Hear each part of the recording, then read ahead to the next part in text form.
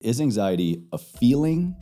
Is it a physical feeling? Is it an emotional feeling? What is going on? Maybe the science behind that physiological response. Yeah, it's a state that involves both physiology and emotions, and it also involves behaviors and thoughts. In fact, all four of those. Yeah, got even more going on. Okay, a lot of stuff, right, a lot of things going on when people get anxious, which is maybe one of the reasons why we're speaking about it so much. The anxiety experience is not necessarily bad. It has such a bad rap, and we are trying to get rid of it. I certainly was. We need to understand that anxiety, as well as fear, it's part of the human landscape of our emotions. We're gonna have this sometimes. When people talk about this is what anxiety feels like to me, this is when, how, and why I feel it shows up, I personally can't really relate. Our whole society is built around this control and this need to have control, and it's really not doing it's doing a number on our mental health. It can take you either way, that's up to you. That is a choice that we each make. If you're gonna judge yourself and get upset about it and try to eliminate it and try to regain control and try to, eliminate all the anxiety from your life and eliminate all difficulty from your life, that's not gonna help you. Hi, I'm David H. Rosmarin, clinical psychologist at McLean Hospital, Harvard Medical School, and Center for Anxiety. I'm the author of Thriving with Anxiety, 9 Tools to Make Your Anxiety Work for You. And this is Ever Forward Radio.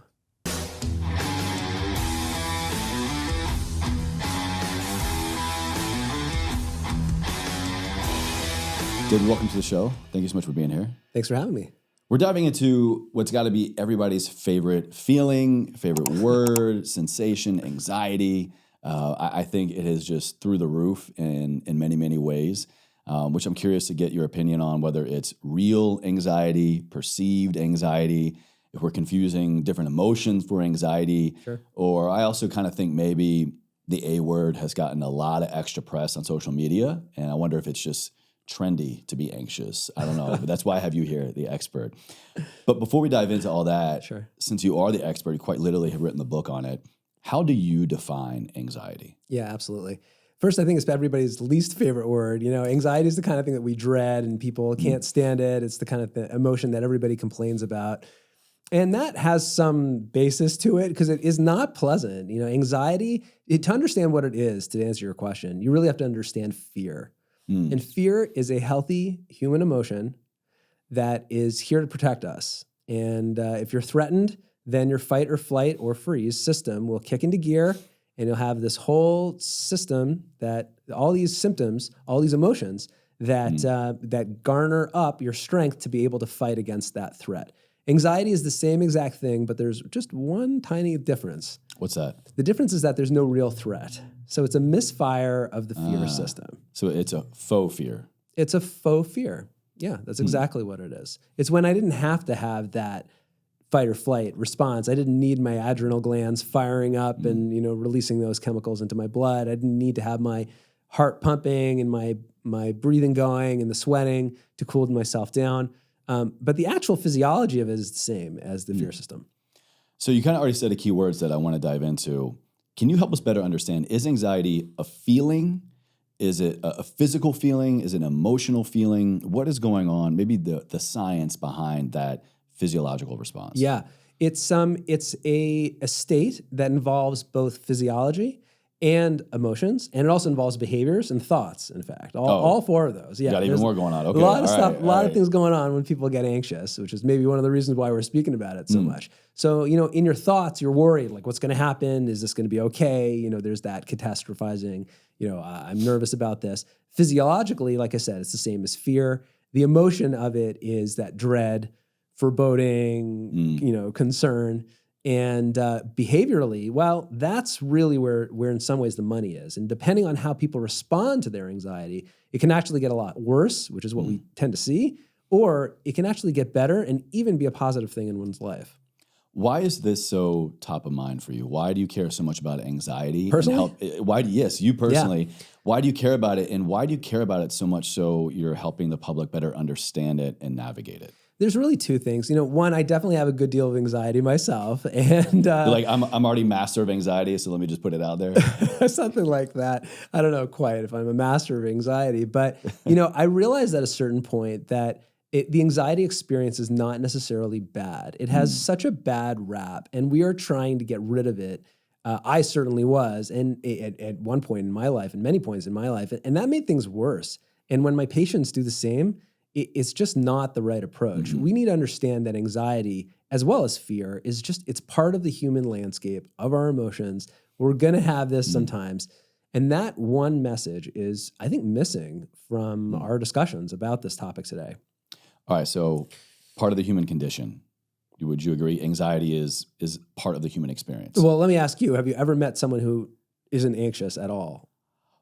Honestly, I have to like halfway raise my hand. Really? My wife and I get into this all the time because she's so dumbfounded. She's an anxious person. I love you, baby. She would say the same thing if she was here. I definitely have certain situations to where I feel, which I want to get into this about nervousness, excitement versus anxiety, but I can't relate. When people talk about this is what anxiety feels like to me, this is when, how, and why I feel it shows up, I personally can't really relate. Okay, was that always the case throughout your entire life? Or have there been times, maybe transition times in your career, in relationships? I don't know. Honestly, I'm God's honest truth, I'm struggling. Okay. And maybe this is where you can psychoanalyze me a little bit. I don't know. But, it's funny that you bring up transition. I've had a lot of transitions in my life. Yeah. And I think that's such a great point. I think a lot of people transitioning in jobs, relationships, careers, identity are probably, would you agree, the areas where people have the most anxiety? Definitely your anxiety is going to be more likely to show during those times, which is why I asked you about that, Yeah, and so, I feel like I've transitioned at a very young age, at age 17, to go from high school student to soldier. Sure. I did that, active duty for 6 years, transitioned out to become a civilian again, to go to higher education, to go get a 9-to-5 job, to leave that, to go into entrepreneurship, to change all of that, to be what we're doing here today. I've had so many different versions of Chase. There's another thing you've gone through. As a soldier, you went through adversity. Right. And that's probably why you're not that anxious.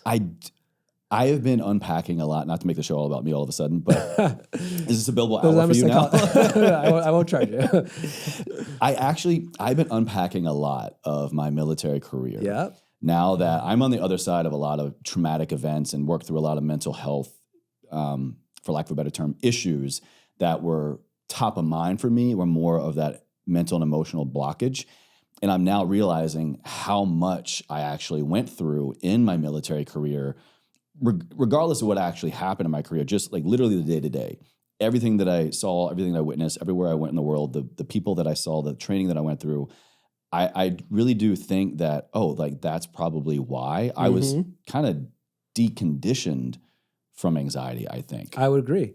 In fact, I'll tell you something that's it's going to knock your socks off. Before the pandemic started, all right, I was really nervous, like as soon as things started going, because I had all these patients under my care, and I thought, what's going to be with the patients with high anxiety? They're already struggling. Sure. And now we have a pandemic. Like this is a potential suicide risk. Like I have 500 patients at my offices in New York and Boston and all over the place. Like, how am I going to manage this? The patients who had anxiety before the pandemic were actually fine. Why? They were fine in March 2020. Explain. And we're publishing a paper on this. It's that crazy. Oh, wow. And the reason is because they already went through the fire. And they had been through it. They developed the resilience and they knew what to do, and they weren't judging themselves. They're like, no, this is just life. Like, I'm not going to get bent out of shape if I start to feel unmoored. And that's really what turns anxiety into a problem, is when we start to judge ourselves and we're like, something's wrong with me, as opposed to like, no, this is called Wednesday afternoon. Right? When I see this time block, I know I can prepare. Actually, that does make a lot of sense. And I do receive that. It is helping me kind of define or just better understand, because I just assumed, and look, I'm not alone. There are a lot of, first responders, a lot of other military people. I think if you're listening, this might relate to you very, very intimately. We just go through that. We go through that and we think, oh, it's just what I did. It's what the job demanded. It's what my team demanded. It's whatever demanded of me, the situation demanded, and I had to do it. And that means sometimes getting shot at. That means sometimes going through a gas chamber. That means jumping out of perfectly good helicopters and airplanes. And so I just attributed, that was my job. That's just what I did. It's what I had to do. And I had no other choice, because if I didn't, there were severe repercussions. quite literally, the fear of getting kicked out of the military. I didn't want that. I loved what I did. Sure. The fear of your life, the Yeah. fear of injury or lives of those around you. I'm now reflecting, going back and going, no, like there's a big reason why I don't get anxious or I don't have as much fear around these common scenarios that a lot of other people do, because I'm like, you know what, like no one's shooting at me. Correct. I don't have to put on a gas mask. I don't have to make sure, everything's hooked up for jumping out of an airplane, all these other things. And not to downplay it, look, life is hard. We all go through severe things every day.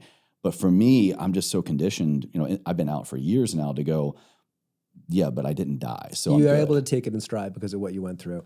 It's amazing. In middle income countries, there's half the amount of anxiety that we have in the United States of America. In middle income families. Middle income countries. And in low income countries, it's half the amount of anxiety in middle income countries. So is it true what they said, more money, more problems? In many ways, yes. Damn, all right. Yeah, but the bigger issue is like why? Like, you have better medical care, better infrastructure, better government, and then you have more anxiety in those. And the reason why is because we've become accustomed in the first world, if you will, to have everything kind of going well. And we expect that success is going to happen great. We expect that our emotions are always going to be even keeled and happy. And the minute we start to dip, then it's not just normal. It's actually, I'm a failure. And that perception. We take that on more. Yes. Other than just analyzing what something is. Correct. As opposed to like, it's just a really stressful time in my life. Our whole society is built around this control and this need to have control. And it's really not doing it's doing a number on our mental health. So not to jump ahead too much, but since we're on the subject of control, if we want to get better at understanding, managing, reducing anxiety, do we need to get better at relinquishing control? 100%. There's no question. We need to accept how little is within our control and embrace that. I know it's tough, but that's what creates resilience and fortitude. That's what creates that resilience when we can actually embrace it. If you go to the gym and it's burning, you're building muscle. Well, our emotions are the same way. They're the same way. You want to build emotionally resilient children, emotionally resilient adults, teens, tweens, whatever. The whole Let them gamut. get banged up a little bit. You have to at least take on the uncertainty of potentially getting banged up, potentially, facing the fear. You really have to face the fear and the anxiety head on. I want to share another thing. Again, my listeners are like, Chase, we get it.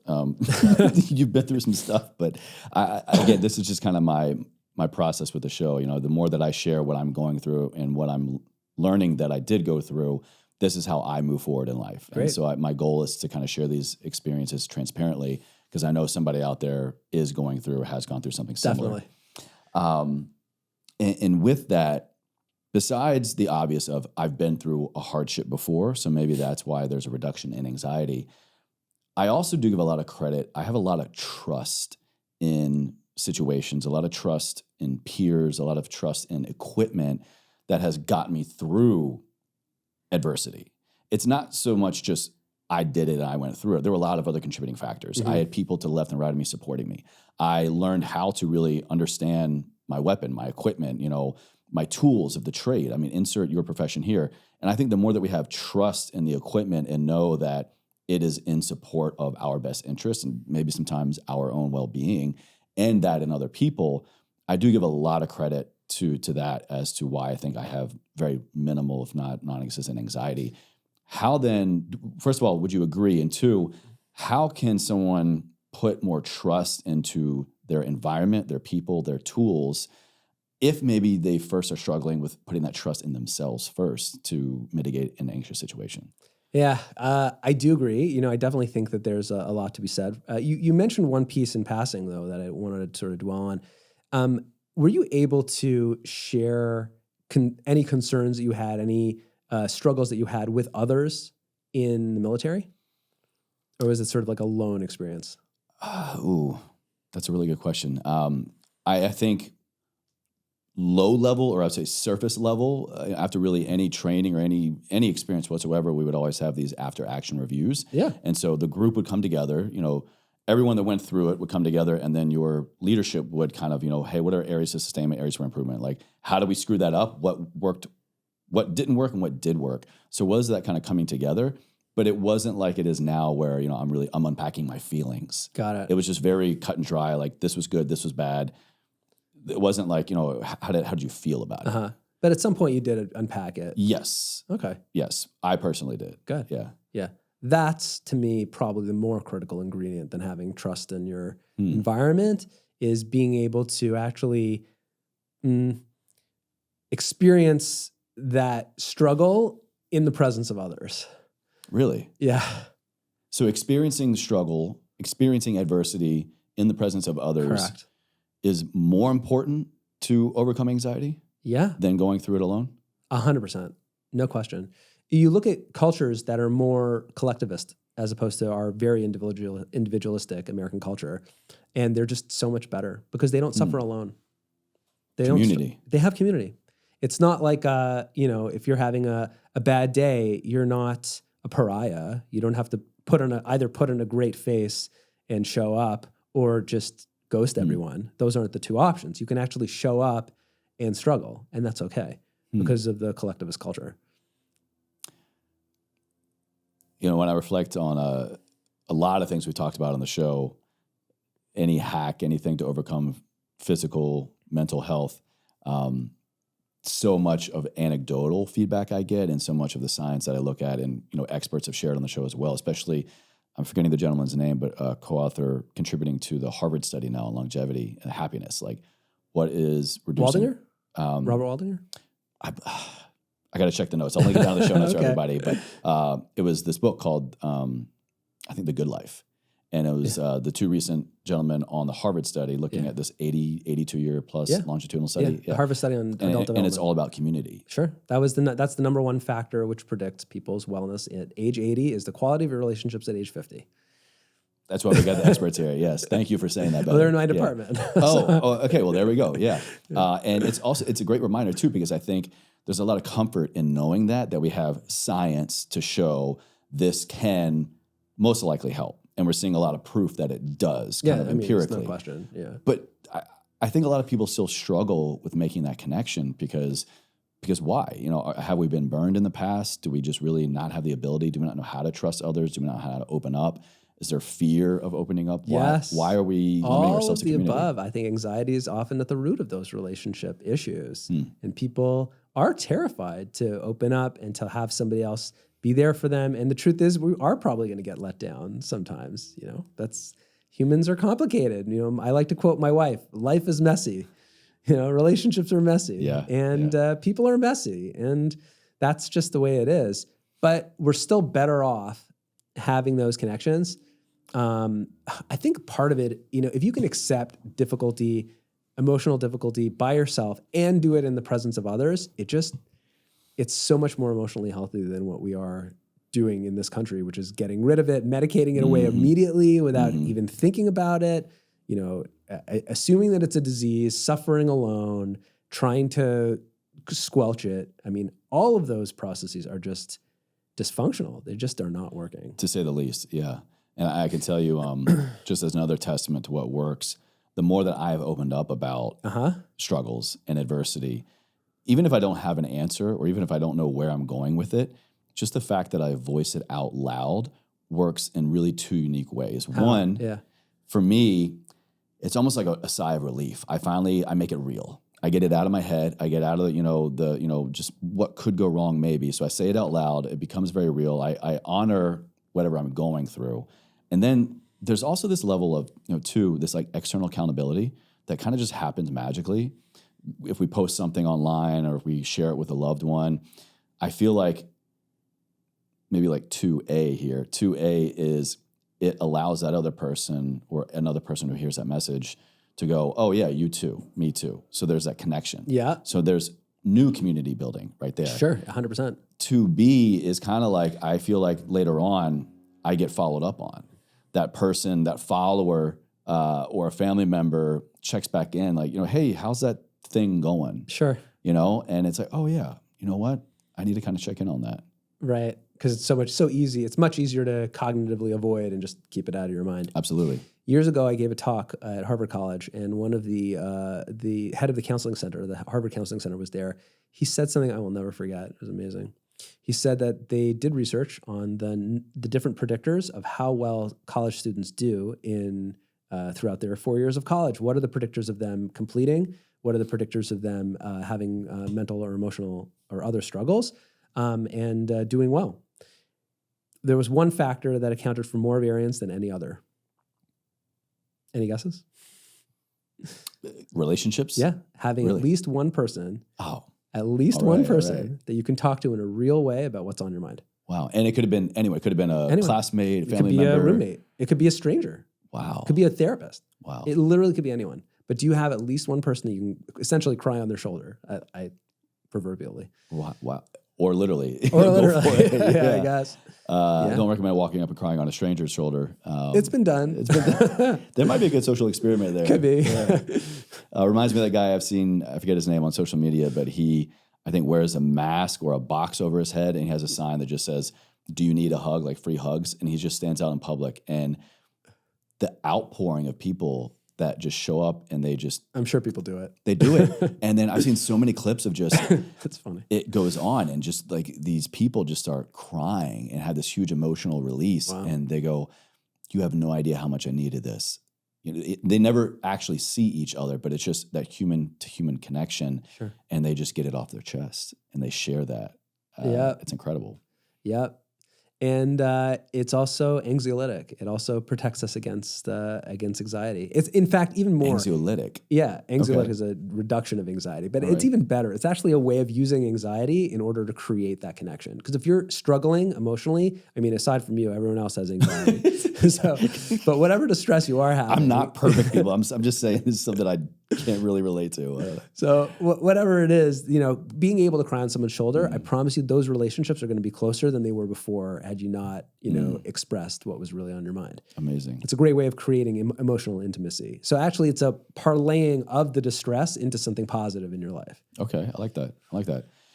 Would you say that the current state of anxiety in the world, are we just at a new level of the human condition? I feel like anxiety is something that's probably always been a part of the human experience. For sure. It's that fear response, survival, fight, Yep. flight, or freeze, as you were saying.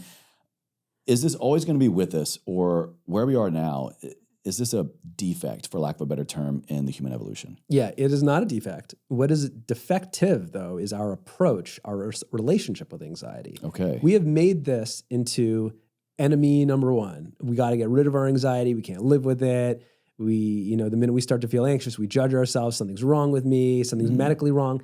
I mean, to the point that the medical establishment actually has created this narrative that if you go to any PCP's office today and say you're feeling anxious, you're gonna end up with a prescription almost indefinitely. You're almost for sure you're gonna end up with a prescription.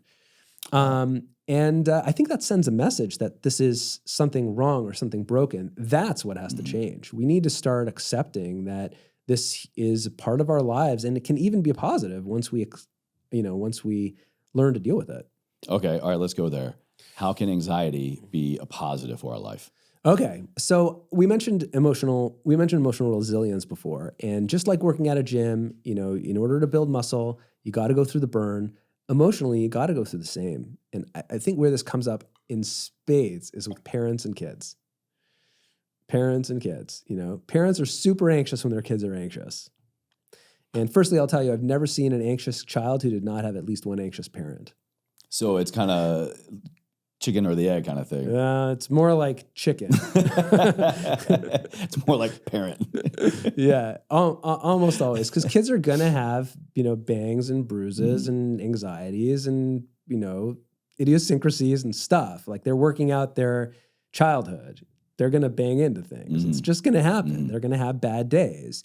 And when we come to the parenting process that something's wrong with my kid, oh no, think about it. Like if your child perceives that their parent, and they're not dumb. They know Right. that you're nervous about how they feel. So now you've delivered a message.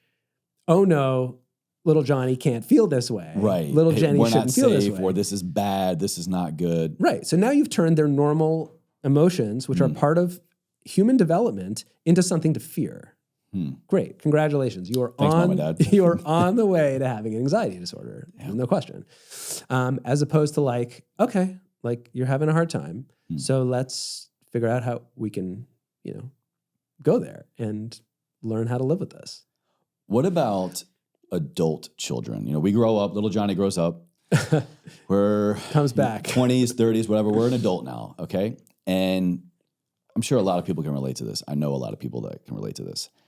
Just the thought of going home, as we're recording now, we're getting into holiday season, 2023. Tell me about people fear. People get so much anxiety, like, oh, I got to go home. I got to see my parents, got to see this family member.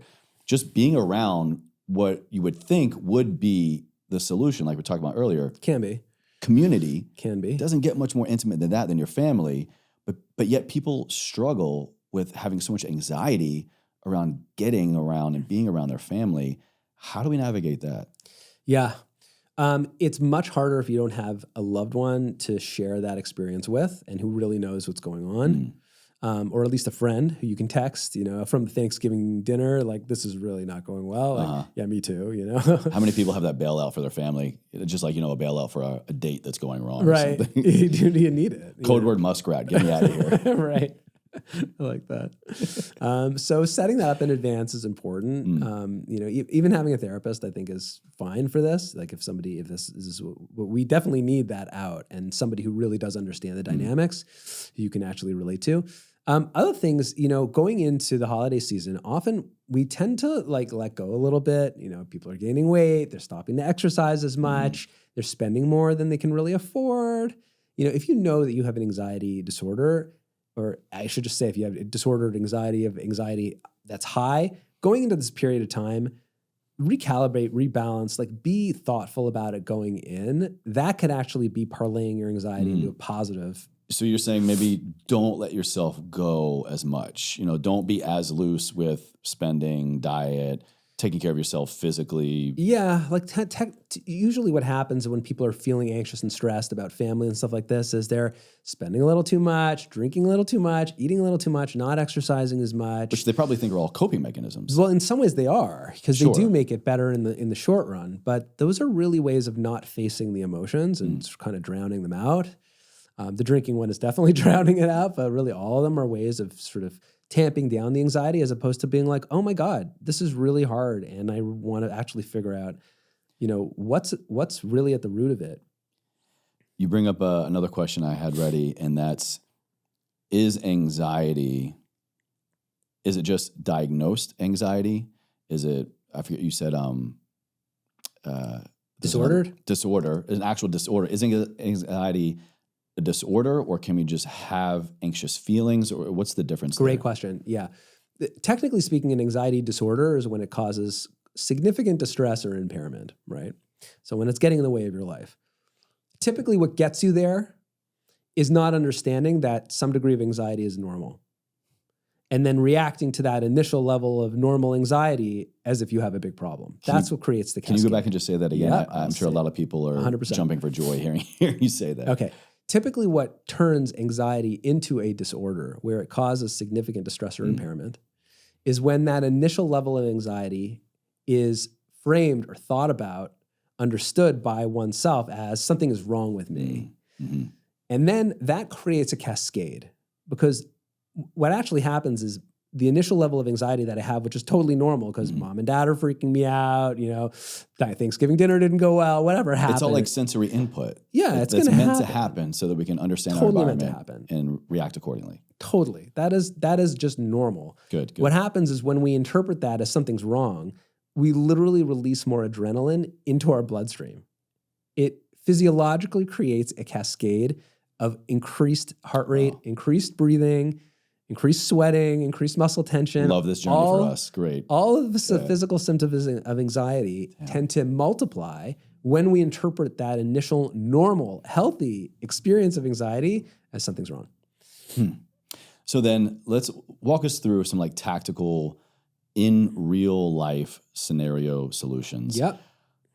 First and foremost, awareness is the key in everything. So if we can be more aware of, okay, I'm in a situation, or I'm beginning to think about a situation that is inducing anxiety, and I know all the things that you just said are about to happen, what can we do in real time to mitigate that, to reduce it, to really kind of take our power back and take our bodies back? Yeah. I love everything you said except taking our power back. Okay. It's not about taking our power back. It's actually about releasing and relinquishing power. And I'll explain what I mean. I'll tell you a personal story. When was it? It was over the summer. Over the summer, I was traveling and I went to, I was in a foreign country and I had these symptoms and I had to go to a doctor. So I'm always like a little leery of physicians in foreign countries when, it was a little sketchy. Yeah. So I sit down and the guy is like, yeah, this is what we have to do. And like, I'm looking to the family member who I'm with. I'm like, does this seem legit? And she's like, yeah, probably. So I'm like, okay, we're going to do this. So the person starts doing this procedure, which is actually on my face. And immediately I started having a vasovagal response and I'm like starting to like faint. Like I could feel my anxiety. It is an anxiety response related to medical procedure. Wow. And I recognized it happening right away. And instead of fighting it and being like, no, I'm not gonna, I was just like, I totally surrender. I totally surrender to this. Just, it's gonna happen for 2-3 minutes. I'm gonna feel lightheaded. It's gonna be uncomfortable. And I told the guy, I'm like, yeah, I'm feeling a little lightheaded. So he's like, okay. So he like bent the chair back, gave me like a piece of sugar or something like that. And I just leaned into it. It was a very unpleasant 3-minute period of my life. But only 3 minutes. But it was only 3 minutes. Only 3 minutes. I didn't faint. I didn't freak out. I didn't stop the procedure. I didn't judge myself. I didn't get upset. And the rest of the day, I was fine. I walked out of there. I was fine. Wow. I just leaned into it. And I noticed it happening. I'm like, you're not going to catch me. Like, I give up. Not today, Satan. Not today, Satan. Yeah, that's a conversation. I hear a couple things in there. One, I'm wondering, is our physical state, is our physical comfort something that we could enhance to maybe mitigate anxiety? Because I heard you say you kind of lean back, I think you said relax, but you kind of just surrender to it and you kind of let it happen instead of probably being so rigid. Well, it's actually the opposite. Really what I was doing was I was letting the symptoms happen to me. I was actually not trying to be more comfortable. I was leaning into the discomfort. Okay. So you were allowing Correct. the physical sensations to happen. So maybe not resisting is a better way Correct. of saying. Okay. Not resisting it at all. And it's hard to not resist it because it's so uncomfortable when it occurs. Right. And I heard you say that you kind of voiced it. You shared with this medical professional, hey, here's what I'm feeling. Professional. This person performing this thing. He was actually right. He was right about the whole situation. Okay. So what power is there, or what's the benefit of voicing it out loud that really helped you through that situation? It was helpful that, had he freaked out that I was, that would not have been good. And fortunately he had, enough medical experience not to do that. So I guess that was a positive. Also, I just felt the need to communicate what was going on. Just like like if I did faint or just, continued to have my anxiety build, I wanted him to be aware of that since he was literally doing a procedure. I think that was a piece of it, but the bigger factor right then and there was not fighting it, just letting it happen. Something that I think a lot of people might be listening and going, easier said than done. It is easier said than done. And I've been practicing this for years. It happened to me also many years ago. I'll tell you another story. I was giving a talk. I've given talks at, I think 4 Ivy League, maybe 5 Ivy League institutions. All right. Discerning audiences, they're tough. Like I'm prepared. I'm nervous before. I got my PowerPoints. I'm like standing up there. I know that they're going to be asking really tough questions. And it doesn't make me nervous because I'm prepared. So when a couple of years ago, I went to give a talk to a group of high school students. And the minute I get up there, I'm like, oh my God, I'm actually nervous. Why? What was so different about this? I wasn't prepared. I was like, this is a cakewalk. So preparation. For sure. Preparation. But then now what do I do? Because now I'm not prepared and I'm having like cotton mouth and I'm feeling all anxious, like in front of this high school students. They're brutal. Apparently. They have no chill. I'm sure they probably let you have it. So they were totally fine. I said, great, I'm going to face this anxiety. I'm not going to let it get to me. I'm just going to keep talking. Yeah. And I talked 120 seconds later, it was gone. Wow. Amazing. All right. You got to face it. You got to lean into it. You can't run away from it. You got to, and it's going to happen to anybody. If you're an expert on the subject, it's going to happen to you. If you've never dealt with this before, definitely. Let's talk everyday life. Sure. Besides those unique scenarios of, I know I'm going to this scenario, this situation, this person, and we have those great tools you kind of shared with us. Developing everyday training, everyday resiliency for everyday stressors, Yep. everyday anxiety. I'm sure you would agree. Let me know. There's great power if we can overcome those small adversities every day, the small anxiety-inducing scenarios. We're going to be way more prepared for the larger ones, right? So what are some things that we can do? What does a daily anxiety training protocol look like? For sure. Great questions. Well, let's talk about social anxiety because it's super common. That person at work who you don't like to talk to, whether it's making small talk or whether it's a superior at work or whether it's somebody who's, a colleague or whatever it is. And I don't mean because you don't like them. I mean because it makes you feel anxious. Something, they're going to ask you certain questions. Good disclaimer. Yeah. Some people we definitely don't like. Yeah, that's different. That's a different podcast. That's a different protocol. Yeah. That's a different show. And Thriving with Your Anger. Ooh, all right. Yeah. Part 2, everybody. Yeah, it's the next book. I'm just kidding. But with regards to the anxiety, making that small talk, not having to, drink a beer before you go and have a conversation with somebody. Often in college, by the way, students with alcohol disorders have social anxiety. So you would think they're most comfortable because they're probably the most social, right? But it's kind of they're most comfortable because they're drunk. Ah. But being able to actually, without liquor courage, actual courage, mustering it up, making small talk, having that conversation, raising your hand in class, raising your hand at a meeting, being able to say like, hey, this is what I'm out there, making a social media post. I've seen people who don't have a social media profile because they're too nervous. What if somebody sees this and what if they think that? Yeah, they probably will. Will it really matter? No. Just get out there and do it anyway. And, I encourage people, at least on a weekly basis, for emotional fortitude, general advice, at least once a week, doing something that makes you moderately anxious. It makes me think right now, everybody and their brother, and I can't talk because I just got one, is super into like cold plunging, the ice bath thing. Okay. Jumping into adversity, choosing adversity. It's so true though. I mean, consciously choosing, it can be ice bath, it could be anything that you don't like, brings you discomfort. But I think there's a lot of power to be had. You might disagree with the power thing again, but you're choosing to not live in fear. You're choosing to get ahead of your anxiety. You're choosing to act from an empowered position, I think. Now I know what you're saying by power. Okay. What you're saying is when you surrender to the fact that it's going to suck, you actually realize that you have the inner strength to be able to overcome it. Oh, he gets it. Yeah. Okay, fine. Now we're on the same page. This is what we say all the time in the military, just embrace the suck.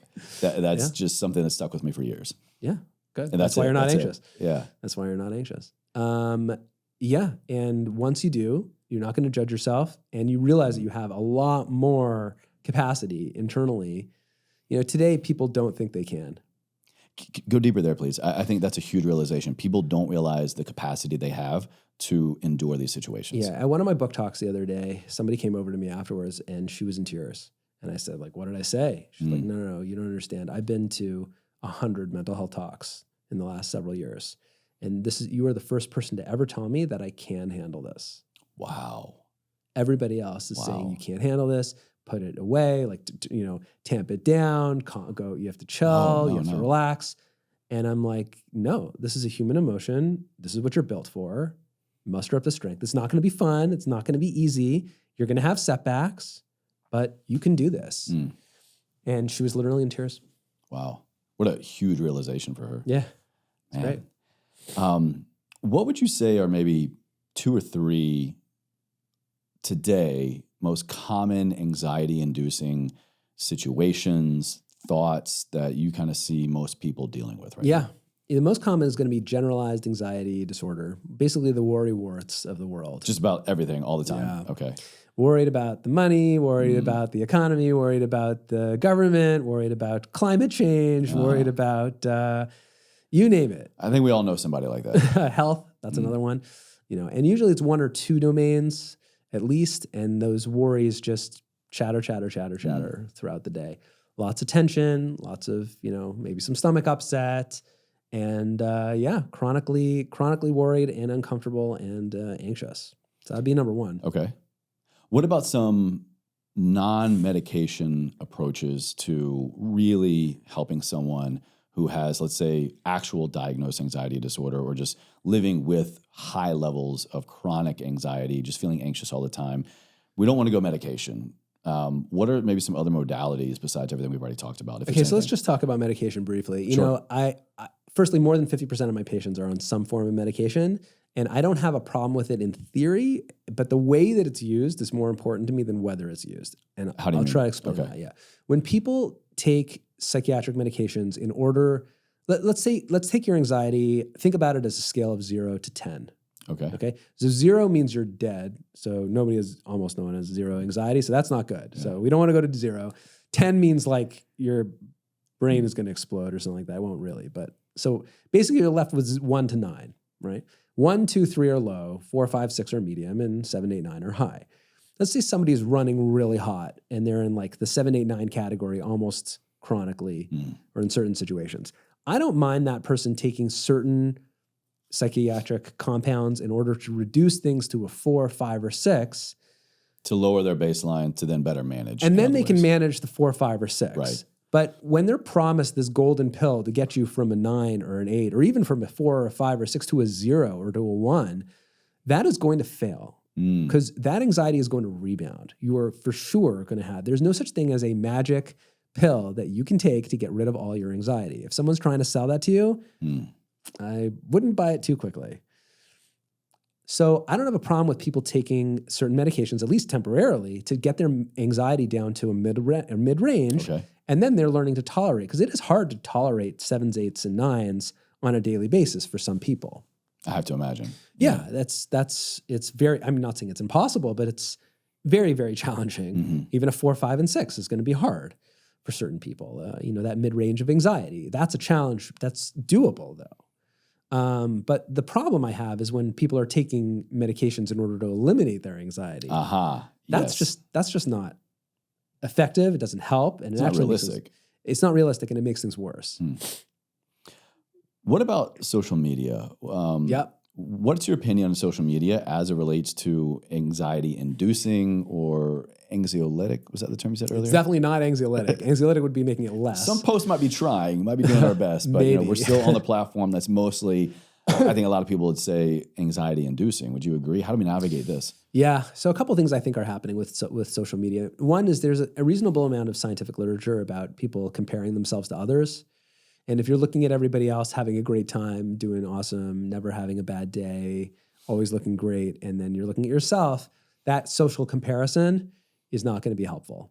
So in some ways that's changed. Post-COVID, people started to become more revealing about their struggles emotionally. Yeah. And we see that on social media. So that's actually been in some ways a positive, but we're still seeing the effects of media. So what's going on? So I think one of the other factors, which is probably a bigger one, is that when people interact with social media as opposed to in-person relationships, it's sort of easy to shut things off when things get complicated.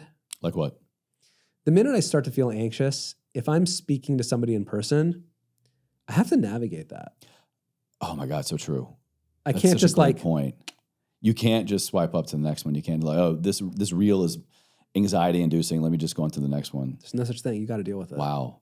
How many people you think are probably feeling that way in real world situations? Unfortunately, I think it's very substantial. So then what do? You're in this situation.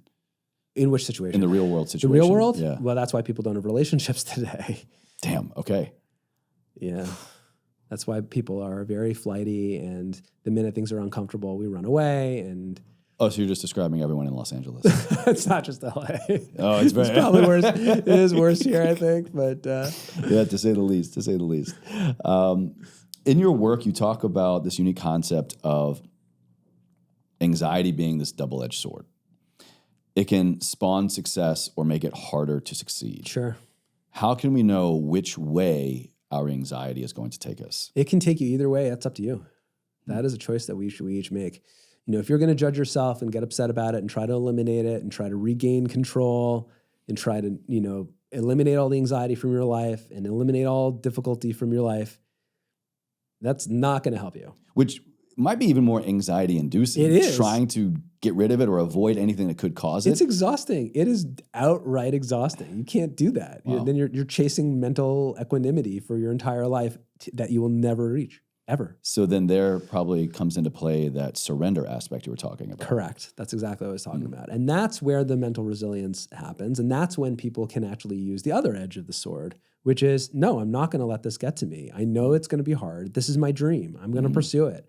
I'm going to climb up that mountain. And I know it's going to be challenging, and I know it's not going to be fun, and it's going to, whatever it's going to be, but I'm not giving up. It reminds me of this quote from the Stoic philosopher Seneca. I'm a big Stoicism fan. All right. And I'm pretty sure it's Seneca. He goes, we suffer far more in imagination than in reality. I love that. And I think what he was probably getting at, however many thousands of years ago, was anxiety. That I couldn't think of a more BC way to describe, anxiety. Yeah, it is in our imagination. We have this facade that we're trying to pursue, of trying to achieve, of just happiness all the time. And it is just not true. It's just not, humans aren't built that way. No. Not if we want to thrive, ironically. Right. Yeah, that really just kind of hit me after you said that. I think I'm probably guilty of it too. So many of us now, we have smartphones, we have podcasts, we have access to experts, we have access to information, we have access to options that can really positively influence our life, that can help us reduce pain, reduce stress, potentially live longer, have higher quality of life, all these things for our health and well-being, physical, mental, emotional, spiritual. But in pursuit of that, are we just adding more stress to our life? In many ways, yes. I don't have a problem with pursuing it as long as it also comes with a healthy dose of acceptance that there are limits. And those human limits are actually so healthy when we accept that, like, there's sometimes there's only so much we can know, only so much we can do. Yeah. And things are beyond our control, and it sucks, but it's better to accept that and to come to terms with it than to have that facade lifted against our will, which is never works out well. Completely agree. Kind of going back to my roots a little bit, I was sharing with you earlier my history as a health coach, and physical well-being is a big part of my life and my audience as well. What role does physical health, exercise, quality food, nutrition, all that, what role does taking care of our physical body play in our anxiety? Sure. There are two really key pieces, and then there are other pieces which are also important, but from my understanding, less. The two key pieces are sleep. Oof. That's my love language right there. and physical exercise. Sleep and exercise, okay. Yeah, sleep is critical. And everybody has whatever sleep needs they are, whether it's 7 hours a night, 8 hours a night, 9 hours a night, probably somewhere in that range though. And most people do not get enough. And part of what sleep does, in addition to rejuvenating the body and rebuilding it and giving you sort of sharpening the saw, so that way the next day you're able to perform more optimally. Another part of it though is that whenever people go to sleep, they kind of have to let go.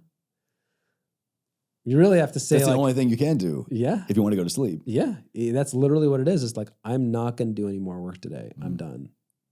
And maybe it's because I live in the Northeast and we're all the 80-hour-a-week folks, or like working kind of crazy. That East Coast life. I remember those days. Yeah, I'm still there. What can you say? Maybe one day I'll move out here. But for now, you got to sort of let go and be like, no, like my to-do list will be here tomorrow and the next day, and this is where the day ends. And that's sort of a exercise in acceptance and in recognizing our human limits. So those are some of the reasons sleep is so critical. And then what about exercise? Oh, physical exercise. So cardiovascular exercise. I have a couple of colleagues who've been doing research, really amazing research, that if you compare the effects of therapy to exercise, or even medications to exercise, it's the same. People are doing just as well just by doing 150 minutes. I think it's 150 minutes of cardiovascular exercise a week for 2 or 3 weeks. Compared to the same amount of time with a therapist? No, compared to just treatment traditional therapy. as usual. Yeah, treatment as usual. Wow. Yes, pretty amazing. And a couple reasons why. One of the things, when you're exercising, you're facing distress. It's uncomfortable. Like nobody, you're choosing adversity. You're choosing to put yourself through a temporary hardship, knowing that there's going to be a positive output on the other side. Exactly. And the endorphins that you get, any of those positive effects are always after people have gone through that initial hardship, that initial challenge. So putting ourselves through that is actually very mentally fortifying. And also a lot of the physical feelings that happen when you exercise, at least cardiovascular, are the same as anxiety. Your heart rate increases. Oh, so true. So true. Right? Your breathing rate increases, you sweat. So we stimulate, we consciously choose to induce the same physiological experience of anxiety. Correct. But yet it's actually good for us. Correct. And we're actually showing your body, oh, I can have all these symptoms and it doesn't kill me. Like, wow, this is actually a normal part of the human condition. Sometimes my heart goes higher. Sometimes it goes lower. Sometimes I breathe more. Sometimes my muscles are more tense. Okay, either for emotional or for physical reasons. But that's I'm curious, maybe you have the information behind this in that study or maybe anything else you're aware of. Let's add in the community aspect. Is it as empowering or maybe more empowering or more, is there more benefit to exercise in like a group? So we add that community aspect? That's a good question. I don't know. I haven't seen actual data comparing that. That's already a more sophisticated question than I've seen the science, but in theory it should be. Yeah, I'm wondering, it kind of makes me think about, CrossFitters or people that are in boot camp or jazzercise or whatever. I mean, you do all these things together and you have that, you're raising your standards and your physical capabilities, but also those around you. So I wonder if there's another unique layer there. Yeah, it sure might be, as opposed to the lone runners like myself, right? Or the solo runners. Are they not as anxiety optimized as maybe CrossFit or aerobics classes? It's probably, now I'm just thinking, spitballing here, but probably it's the case that if people are doing physical exercise, they have to supplement their social connection in another way. Romantic relationship, excellent point, community, however it is. Yeah. So I think these are human needs, and as long as we're getting them met, not necessarily at the same time, I think that's where the love is. I'm so glad you said human needs. That makes me think, if we took a map of just human needs, was it Maslow's hierarchy of needs? Sure. Maslow? Yeah, Maslow. For some reason, I want to Abraham say Maslow. Pavlov. Yeah, there we go. If we kind of just look not at Pavlov. that's something. Yeah, it's so totally different. Pavlov is the dogs. Yes, Maslow's there the we humans. go. Yeah. There we go. I'm not the psychologist, everybody. If we kind of maybe just go back and remind ourselves, maybe put up a list on the wall. Here are the human. Here are my human needs, and then kind of fill in, our time, our schedule, our day around that, just to make sure that the basic human needs are being met.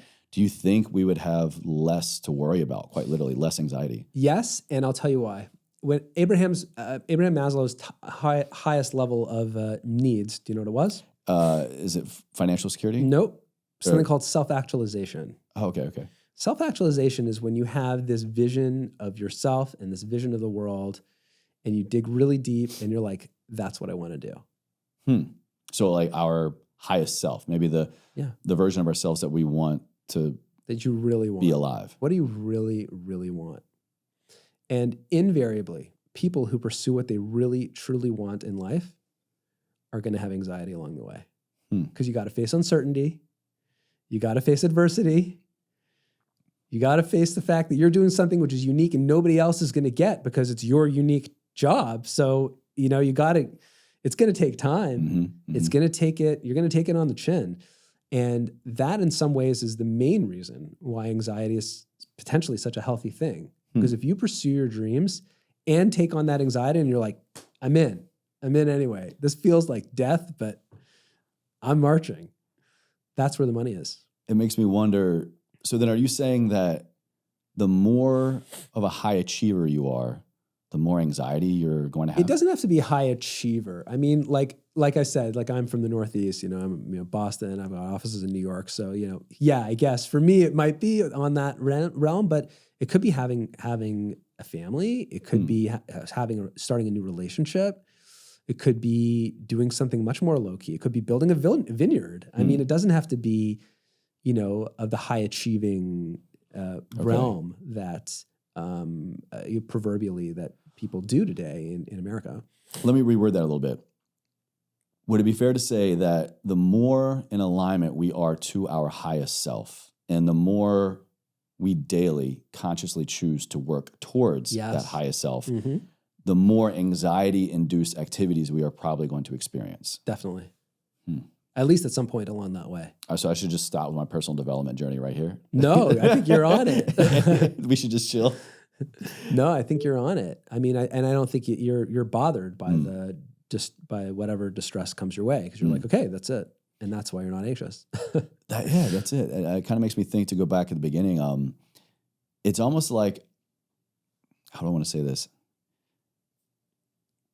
The most growth I have ever felt, seen, experienced in the moment or after the fact in my life has only ever come after severe stress. I love that. Severely demanding physical, mental, emotional, spiritual experiences. And now, the more in tune that I am with myself, the more complacent that I feel, the more less challenge that I have in my life. I think that's actually where, if I had to put a pulse on where anxiety lives in my life, it's honestly more there. That's profound. I'm kind of just realizing this as we're talking. I get more, I guess, worried of, am I doing enough? Am I growing? Am I challenging myself? Am I complacent? Because I only know to be physically stressed out, mentally stressed out, financially stressed out, putting myself through the military, the death of my father, all these transitions, all these other things we talked about. And again, I'm not alone, but just I have had a lot in a relatively short period of time. And so it's almost like my subconscious, it needs that. And without it, it's like, Chase, what are you doing? I think everyone is like that at the end of the day, but very few people tap into it. It takes bravery. It takes a lot of courage to go there and to say, you know what, I really want to be the best version of myself. Once you get used to doing it, I agree. I think it's very uncomfortable not to. And that's probably a sign of health, of emotional resilience and emotional strength, spiritual strength. I'll just leave it at that. Absolutely. Yeah. Getting kind of towards the end here, I do want to go back to one thing you were talking about with sleep. Again, sleep is huge in my life. I've been prioritizing it as my number one hierarchy in my wellness fantastic. For years. It's given me dividends, way more than just a good night's sleep. But a lot of us, when we lay down to go to sleep, I think that's when most of the woes come flooding in. That's when maybe we feel the most anxiety. We worry about, I didn't get enough done today. I forgot to do this. I have all this to do tomorrow. But yet I'm hearing you say sleep is when we should be surrendering the most and has so much potential to reduce anxiety. Kind of feels like this cycle. So we're there, we're laying down, trying to go to sleep. How do we shut off the anxiety? Great question. Insomnia. Anxiety-induced insomnia, and I think what you're talking about is delayed sleep onset when people can't get to sleep. Yes. Yeah, it's a little different if they're waking up in the middle of the night. Not entirely. Just you can't shut it off. You can't turn your mind off. Yeah. Don't stay in bed for more than 20 minutes worrying. Get out of bed. And don't use your device. That's not time to be productive. Don't go to your computer. We're not going to clear out your email box or start planning the next day. Have a book that you read that's, reasonably inspiring, not too intense. Sit on a physical book. I don't mean a Kindle. I'm not talking about no devices. Why is that? The devices, I don't know about you, but like if I pick up my phone, even if I'm doing something else, like I'm going to flip back into work mode. Yeah. And I'm probably not the only one. You might see a notification, something might pop up, it's going to get your curiosity. I'm team hard copy all the way. Yeah, I like hard copies. I think it's the best way to go at nighttime, especially for nighttime. Read on the couch, have So you're saying get out of bed after 20 minutes, get out of bed, get the book, go somewhere else. Maybe 30 minutes, most. Definitely not more than 30. Do not spend more than 30 minutes in bed. Tossing and turning, being worried, being anxious, not helpful.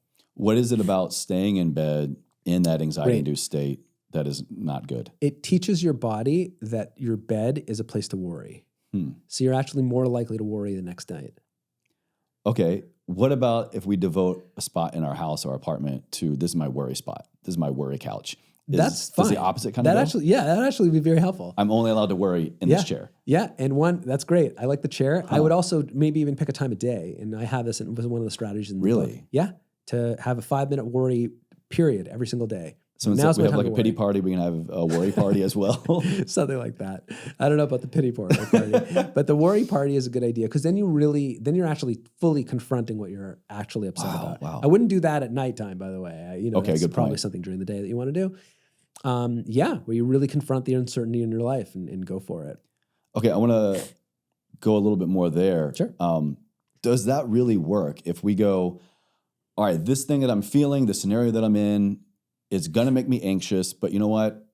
I scheduled my anxiety party, my anxiety couch time, in 2 hours from now. Can we actually compartmentalize and save it for a time and a place to process later? Many people can. And I found with worry warts, this is actually a very, very Really? great strategy, and they can do it. They can Wow. do it. Yeah. Because they know, like, oh no, I'm going to worry about it then. It's going to be okay then. I guess, yeah, that kind of makes sense. I'm kind of just thinking, we were talking about anxiety earlier, of just really just this fear of kind of like uncertainty in the future. But if we can close that loop a little bit and go, okay, the thing that I'm worried about or going to get worried about, Correct. the future of that might be uncertain, but in the near future, I'm going to process it. So it's kind of like Yes. we're time traveling a little bit and solving that in our consciousness right then and there. Yes. There's also something else that happens. When people worry very intently during that 5-minute period, that actually helps them to process what's really going on. Like I want people, when they're going through that 5-minute worry exercise, to really go a step deeper than they normally would. Not just worrying, we're actually processing. It's not just surface level. It's Okay, something okay. like really like what would happen if this outcome were to occur. Not just the what if, Right. but like really what if. Answer the question Wow. and then go to the next step. And then what if? Really answer that question and then go. It's not pleasant. But a great practice. Very. Great practice. Yeah, a helpful practice. What about meditation, speaking of practices? What role does that have in anxiety? Excellent question. Yeah, it's very popular and it has its use. It depends on how it's used. Like the style of meditation? It's more, even multiple styles can be used in positive or less positive ways. If the purpose of meditation is to get rid of your anxiety and to shut it down, to be distracted from it, you're going to make it worse. Really? Yes. So, okay, I'm feeling anxious, so I'm going to meditate. You're saying that's not the way to go. If the purpose of the meditation is to get rid of your anxiety, Okay. not helpful. Okay. But if the purpose of the meditation is actually being mindful and to be like, wow, I'm really feeling anxious right now. It's in my chest. Fascinating. It's in my shoulders. I'm worried about this aspect of my life. I'm worried about, oh, that's what's happening to me. Wow, now it's in my stomach. Then you're actually using meditation to process your anxiety, Wow. to experience it, to not force it away, but to like let it envelop you almost. If That you is use it in that incredible. way, very helpful. That's incredible. That makes me kind of think how many people go into a meditation, go into a mental health practice, go into any kind of mental health modality, I'll say, with an intention. And you don't quite get the result that you wanted, but you're like, I had such a clear intention. I had this picture of what I wanted my life to look like, how I wanted to feel. And for whatever reason, you don't quite get there. I agree. I think it's because we're so focused on getting that result, solving that problem, instead of just making a time and a space physically, emotionally, to just sit with it. Correct. That's what has to happen. And that's Wow. one of the messages of anxiety is that we Wow. have to just sit with it. It's not time to just, it's not always time to move forward. Sometimes we just have to just be. Another quick little personal story. And then speaking of forward, I want to get your definition of ever forward. Sure. That really reminds me. So about almost 3 years ago now, I decided to really face and surrender. I had, at that time, undiagnosed PTSD around the death of my father. And long story short, I've shared it on the show many times. I went into ketamine-assisted psychotherapy. And the first 2 sessions were complete surrender. With or without a partner present by yourself? The first 2, it was a small group. It was 3 of us in there. It was actually a military group. And then the third one was solo. But I was with a therapist, before and after. But it was, the first 2 were with a group. The first 2, I don't think the group aspect had that much to do with it. But my intention was just, I went in because I wanted to really heal. But my intention was to surrender. I wanted to just completely surrender to the experience. That sounds good. It was fascinating. And I had literal years of healing in those 2 hours, those 2 sessions. The third session, I went in with the kind of the expectation of the same scenario, the kind of the same experience that I had. It was less intention and more like, I want to drive the boat kind of thing. And I didn't get out of it. Yeah. Hardly, I won't say anything, but it was into the whole of control. Exactly. Exactly. Yeah. And so, I mean, even in such an altered state of consciousness experience as ketamine-assisted psychotherapy, even going through the guided meditation, even going through the therapy work before and after and integration, all the, before and after and even during experiences were the same. The only different variable was my intention, my lack of surrender. It makes all the difference. It truly does. It makes all the difference. Well, this has been incredible. I feel like it's spawning off so many other ideas and questions, but I'll have to check out more of the book. The audience got to check out the book. All your information, I'll, of course, have listed down in the show notes for everybody. Thanks, but my last question I want to ask you, this has definitely helped me move forward in my life. What does that mean to you, to live a life ever forward? Those 2 words, what does that mean to you here today? Thanks. Yeah. Ever forward to me is being driven by your values, being driven by your vision, and not being driven by your emotions. Your emotions are there to help you and shouldn't be getting in the way. And often when we get hung up on having to feel a certain way, wanting to feel a certain way, it can cloud our judgment and make it very hard for us to actually pursue who we really are. So that's what I'm thinking. I love that interpretation. Thank you. Thanks. Thank you. Again, where can my audience go to connect with you? Like I said, everything will be linked for them down in the show notes. Check out my website, Rosmarin, ROSMARIN.com. The book is available on Audible and all sorts of other places that books are sold. I love to hear from people, feedback about the book. So if you've read it or heard it or anything, please do shout me, send me a note. Amazing. Yeah. Thank you again so much. This is great.